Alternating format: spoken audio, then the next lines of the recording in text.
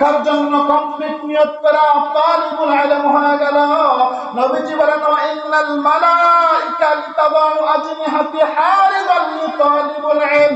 এই তালিবুল ইলমটা কোরআনের ছাত্রটা যখন যেই রাস্তা দিয়ে হাঁটবে, যখন যেই জায়গায় যাইবে, যখন যেইভাবে চলবে, তার পায়ের নিচে সর্বক্ষণিক আল্লাহর রহমতের নূরের ফেরেশতাদের পরের সংবর্ধনা দিয়ে দেওয়া হবে।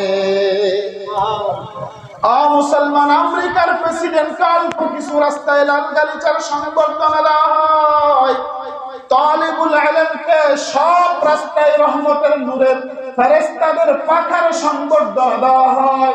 এবার আমি আপনাদেরকে জিজ্ঞাসা করতে চাই, বাংলাদেশ সরকারের লাল গালিচার সংবর্ধনার মূল্য বেশি নাকি রহমতের ফেরেশতার পরের সংবর্ধনার দাম বেশি? আর জোরে জবানটা খুলে বলেন না, কোন সংবর্ধনার দাম বেশি? রহমতের নূরের ফেরেশতা পাখার সংবর্ধনার দাম বেশি। একজন তালিবুল ইলম কয় বছর পড়াশোনা করেছে বলেন তো দেখি? আজও কি 1 বছরও গিয়েছে? কথা বলেন না কেন? সবে মাত্র সে তালিবুল ইলমের খাতায় নামটা লিপিবদ্ধ করেছে, কোরআনের একজন ছাত্র হয়েছে, তার মর্যাদা কি পরিমাণ বেড়ে গেছে।